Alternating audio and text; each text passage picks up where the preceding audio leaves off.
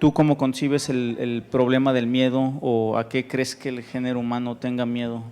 El miedo es todo un tema. Quiero ser lo más breve posible. Es interesantísimo.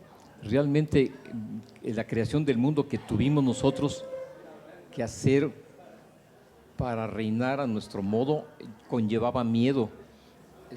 Y dijimos, no importa que yo viva en mi reino con miedo, pero es mío, es un reino mío creado por mí y no por Dios. Aquí es un lugar donde ni siquiera Dios va a meter sus narices, ¿verdad? Y déjenme serlo y justificarlo. Pero sabiendo que te persigue el miedo, quiero decirte que tú mismo has conseguido trascenderlo en etapas y en diferentes situaciones. Yo recuerdo cuando lloré que mi madre me abandonó, bueno, yo le llamé abandonó en el kinder, en el primer día del kinder, yo lloré porque los demás niños lloraban.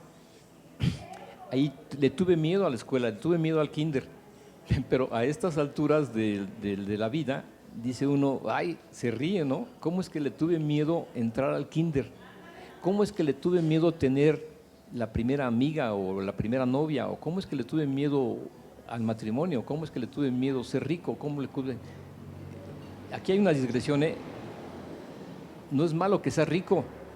Dios mismo es rico, Dios mismo es rico. El asunto es que no seas esclavo de la riqueza, pero es otro tema. Pero regresando al asunto del miedo. Cuanta religión miro, todas hablan de que el miedo se puede trascender, superar, que ser un Cristo es un sujeto sin miedos. Y vas a ir viendo que has borrado miedos, que quizás te queden 3, 4 miedos o un miedo final. También es, con todo respeto, pues vuelvo a caer, visto desde el mundo, el miedo existe, pero en el cielo no existe. Si existiera miedo en el cielo, dejaría de ser cielo. Y el cielo existe. Tú aquí lo has justificado y lo puedes trascender, sí, se puede trascender. Un día despiértate, di, quiero ser un sujeto sin miedo durante 24 horas.